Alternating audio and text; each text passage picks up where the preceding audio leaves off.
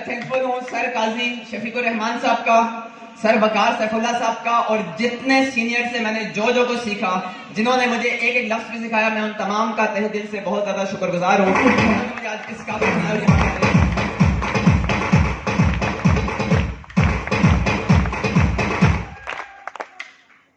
इस सिस्टम में आने से पहले अपने ग्रेजुएशन कंप्लीट की और ग्रेजुएशन कंप्लीट करने के बाद आंखों में बहुत सारे ख्वाब लिए, एक कामयाब लाइफ का ड्रीम लिए, अपने आप को कुछ एक्स्ट्राऑर्डिनरी बनाने के लिए अपना कदम प्रैक्टिकल लाइफ में रखा। एजुकेशन कंप्लीट नहीं कर पाया, रीजन ये थी कि अफोर्ड नहीं था कर सकता। प्रॉब्लम ये थी कि इतने पैसे देने किसी अच्छी यूनिवर्सिटी में एडमिशन ले लूं। मकसद एक ही था कि लाइफ में कुछ बड़ा परफॉर्म करना है, रास्ता और कोई नजर नहीं आया।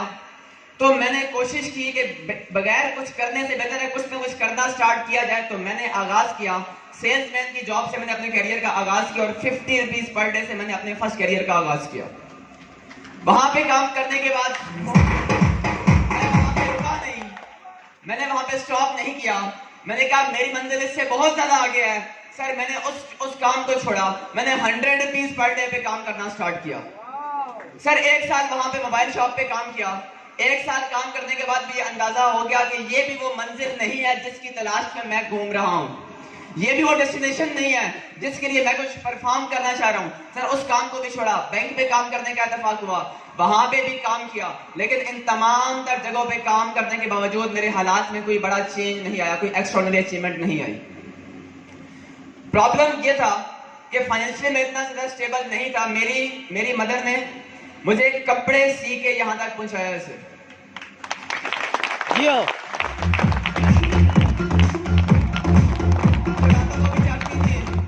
वो रातों को भी जाग रही होती है, वो दिन को भी जाग रही होती है, वो काम कर रही होती है और मेरे एक्सपेंसेस को मीट कर रही होती है। और मैं ये सोचता कि वो दिन कब आएगा कि मैंने इस लेवल पे लेके आऊंगा कि इन्हें मेरे ऊपर फख्र होगा और इन्हें ये लगेगा और मैं कब इनकी मेहनत का 1% अजाला कर पाऊंगा। बेहतर की तलाश में निकला।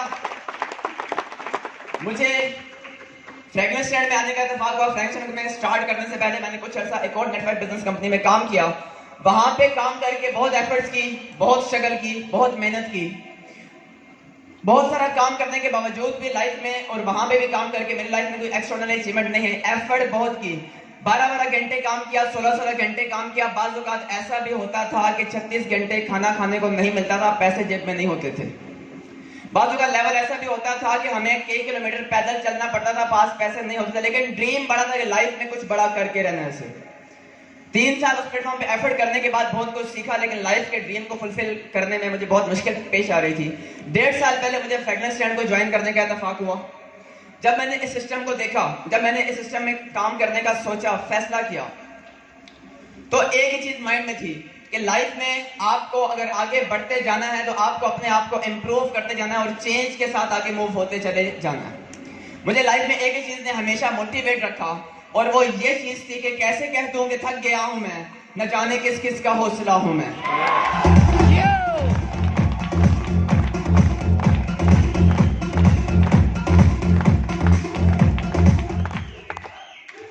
बहुत सारी एफर्ट, बहुत सारी स्ट्रगल्स के बाद जब फ्रेगनेंस स्टैंड में मैं आगे बढ़ा, काम किया, तो प्रमोशंस होना स्टार्ट हुई। अल्लाह की ज़ात का लाख लाख शुक्र कि मुझे एक चैंपियन टीम मिली, एक कामयाब टीम मिली, एक ऐसी टीम मिली जिसका एक पर्सन विजनरी है। और मेरे सक्सेस में मेरे जितने भी ये टीम यहाँ पे है, मैं अपनी तमाम कामयाबी इस टीम को डेडिकेट करता हूँ।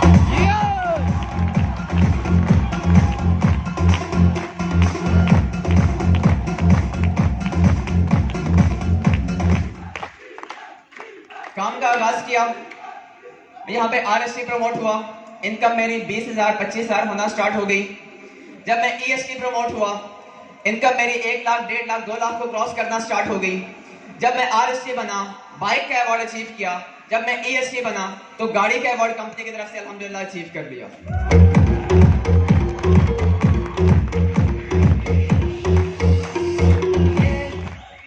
ये सारी के सारी अचीवमेंट्स फ्रेगनेंस स्टैंड को स्टार्ट करते हुए मुझे 1.5 साल का अरसा हुआ है। 1.5 साल के अंदर जो अचीवमेंट मैंने इस प्लेटफॉर्म पे ली, बाहर किसी कॉमन मैन के लिए ये अचीवमेंट 10 साल में लेना भी पॉसिबल नहीं होता। जब मैंने अपने दोस्तों से शेयर किया था अपने फैमिली वालों से या कुछ लोगों से मैंने शेयर किया था कि मैं एक ऐसे कैरियर का आगाज करने के लिए जा रहा हूं जिसमें इंशाल्लाह लाखों आएंगे, जिसमें इंशाल्लाह घर, गाड़ी, पैसा, इज्जत, शोहरत बनेगा। मेरे दोस्तों ने मुझे कहा था तेरा दिमाग खराब हो गया, शक्ल देख और बातें देख अपनी। उन्होंने कहा अपनी शक्ल देख और बातें देख, तू और लाखों की बात करता है, तू और गाड़ी की बात करता है, ये तेरे बस की बात नहीं है, बड़े तेरे जैसे हमने देखे हैं, तो नहीं कर सकता। मैंने कहा तुम अपना जोर लगाओ, मैं अपना जोर लगाऊंगा।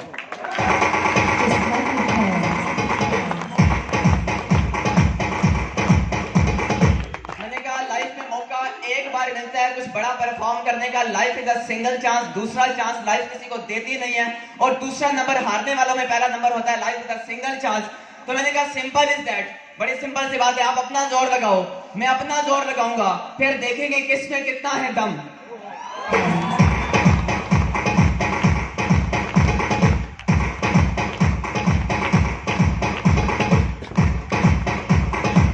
आज जो टाइम मैंने यहाँ पे गुजारा और मेरे दोस्तों ने वहां पे गुजारा, आज भी वो लोग वहां पे 10, 20, 30 साल की जॉब कर रहे हैं। फर्क ये है कि मुझे आज इस बात की टेंशन नहीं होती कि मैं किसी का मुलाजिम हूं, और आज उन्हें इस बात की टेंशन होती है कि सुबह 8 बजे जॉब पे ना पहुंचे तो जॉब वाला मुझे जॉब से निकाल देगा। सिर्फ आज मैं जिस एज में यहाँ पे हूँ, इस एज में, और जो मेरी एजुकेशन है, इस एजुकेशन में बाहर आपको इतनी बड़ी सक्सेस या कामयाबी नहीं मिल सकती जो इस प्लेटफॉर्म ने मुझे 1 से 1.5 साल में, 2 साल में इस प्लेटफॉर्म ने अता किया था।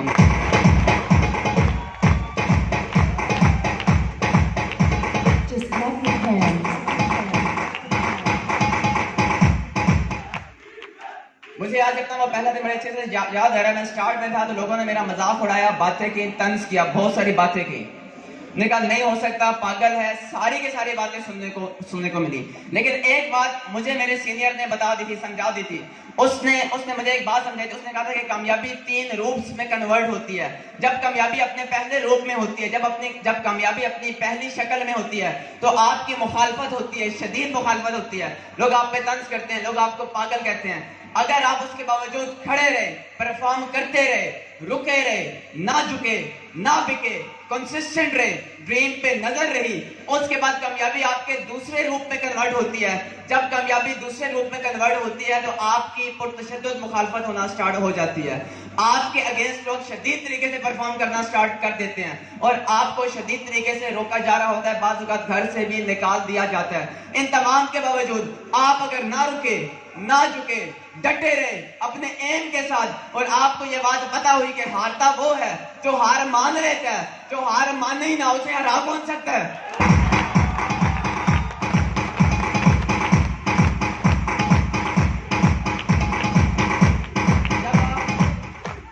जब आप इसके बावजूद भी खड़े रहते हैं, जब आप इसके बावजूद भी परफॉर्म करते हैं, जब आप इसके बावजूद भी अपने एम से ऑनेस्ट रहते हैं, और जब आप अल्लाह ताला की जात को इस बात पे कन्विंस कर देते हैं कि या अल्लाह मैं बना ही कामयाबी के लिए हूँ, मुझे कामयाबी पे कंप्रोमाइज करने की आदत नहीं है, मैं रुकने वाला नहीं हूँ, मैं कामयाबी अचीव करके रहूंगा। फिर वो जात फरमाती है अब मैं तुझे कामयाब करके रहूंगा। जब कामयाबी अपने तीसरे फेज में आती है, फिर वो जात फरमाती है तू बोल चाहता क्या है, मैं लिखता जाऊंगा तेरे लिए।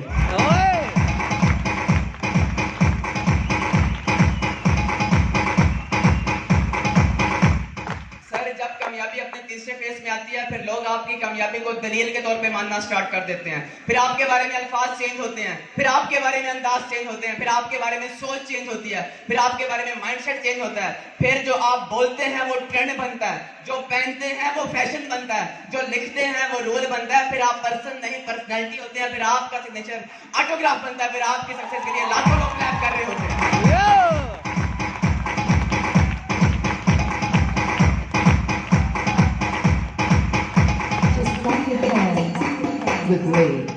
आप में से बहुत सारे लोग यहाँ पे नहीं भी होंगे, बहुत सारे लोग वो होंगे जिनको 1 माह, 2 माह, 3 माह, 6 माह हुआ है, जो सारे के सारे आपके प्रॉब्लम्स आपको आ रहे हैं, सर सारे मैं फेस करके आया हूँ।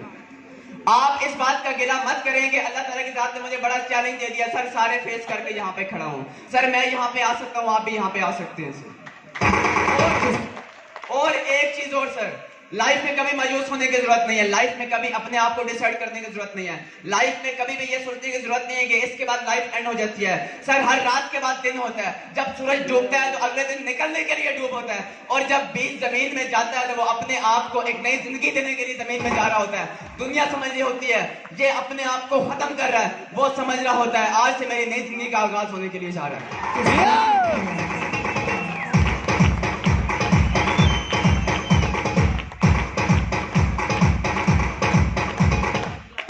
सर आपकी सारी के सारी एफर्ट्स का, आपकी सारी के सारी मेहनत का, आपके सारे के सारे तंज का, आपके सारे के सारी हार्डशिप्स का, आपकी सारे के सारी भूख प्यास स्ट्रगल का अजाला सिर्फ स्टेज पे आके अपने पेरेंट्स के साथ स्टेज पे आके एक दफा यूं हाथ हिलाने में सारी थकावट उतर जाती है। सारी थकावट उतर जाती है। सर आप जब स्टेज पे आते हैं एक बार यूं हाथ हिला देते हैं, सर ये जितने भी आपको मसले आ रहे हैं ये तो सिर्फ एक बार हाथ हिलाने की मार है सर, ठीक है। छोटे दिल के मुसाफिरों को बड़ी मंजिल नहीं मिला करती। अगर आप बड़ी मंजिल के मुसाफिर हैं और अगर आपके ड्रीम्स हैं तो सर दिल बड़ा रखें और याद रखें जब परिंदा उड़ने की ठान लेता है फिर हवा को रास्ता देना पड़ता है। फिर हवा कौन होती है? उसको रोकने वाली, उसको डराने वाली से।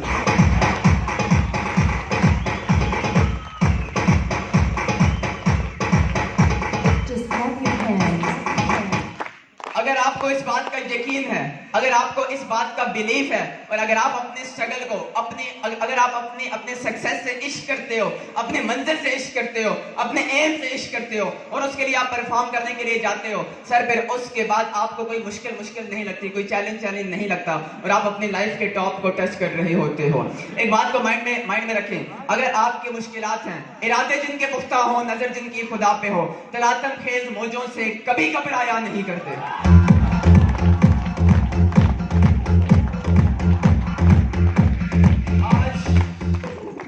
आज अल्लाह ताला की ज़ात का फजल हुआ कि उस ज़ात ने मुझे यहाँ पे आने का मौका दिया, यहाँ पे लाके खड़ा किया। सर ये हमारा स्टार्ट भी नहीं है, ये हमारे स्टार्ट का स्टार्ट भी नहीं है, नहीं सर, ये हमारा अभी 1% भी नहीं है। हमारी मंजिल इससे बहुत नहीं बहुत आगे है। हमारा एम बहुत सारे लोगों की लाइफ को चेंज करना है, हमारा एम बहुत सारे लोगों को कामयाबी के ट्रैक पे लेके आना है। हमारा एम यंगस्टर्स को उठा के उनको 1 2 3 4 5 10 लाख कमाने वाला बनाना है। हमारा एम इन तमाम तर यंगस्टर्स को लाइफ का वो ट्रैक बताना है जिस ट्रैक के बाद जिंदगी महसूस होती है, जिस ट्रैक के बाद कामयाबी लगना स्टार्ट होती है।